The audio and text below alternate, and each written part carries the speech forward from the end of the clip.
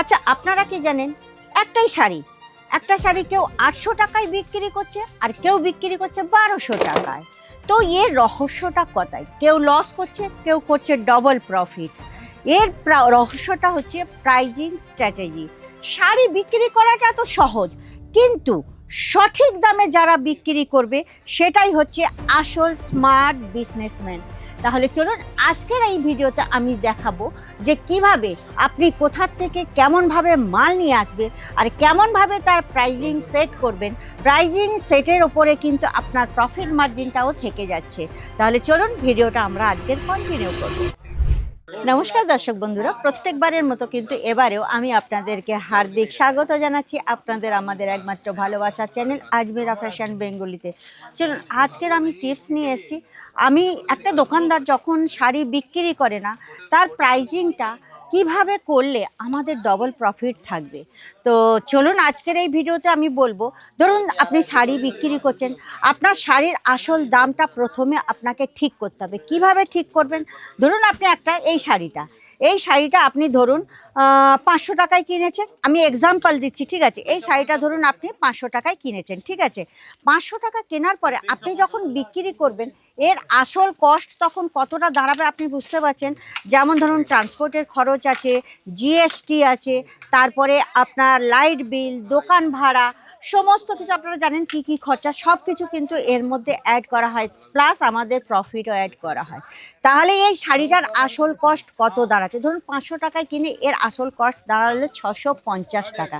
তাহলে এই প্রথমে কিন্তু শাড়ির আসল কস্টটা আপনাকে বের করতে হবে, তবেই আপনি শাড়ির মার্জিন পেতে পারেন। দেখুন, আপনি যদি নতুন দোকানদার হন তাহলে আপনাকে কিন্তু প্রাইজিংটা ঠিকভাবে রাখতে হবে। কেননা আপনি যদি নতুন দোকানদার হন তাহলে প্রথম প্রাইজিং যে মার্জিনটা থাকবে 30 থেকে 50% রাখতে পারেন।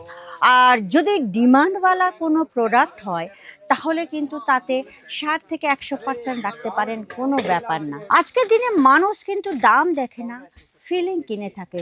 দেখুন, যদি শাড়ির দাম দেখুন, আজকের আমি এই শাড়িটা দিয়েই বোঝাচ্ছি আপনাকে। এই শাড়িটা ধরুন 1000 টাকা দাম আছে, তো আপনি যেটা 1000 টাকা বলবেন না, আপনি এর উপর প্রাইস লিখুন 999, মানে 999 রাখুন।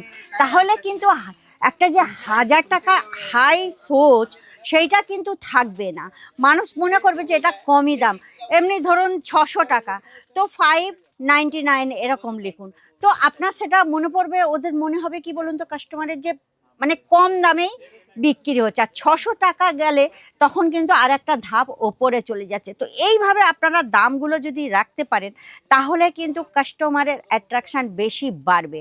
আর সবচেয়ে বড় জিনিস হলো, আপনি যে শাড়ি বিক্রি করছেন, যেটা আপনার সবচেয়ে বড় জিনিস হলো যে আপনাকে মার্কেট ঘুরে দেখতে হবে যে দোকানে অন্যান্য জায়গায় কোন শাড়ির কি দাম চলছে। ধরুন কেউ বিক্রি করছে হয়তো 900 টাকায়, তো আপনি যদি সেটা 1200 টাকায় বিক্রি করেন তাহলে আপনার দোকানে কিন্তু কাস্টমার কমে যাবে।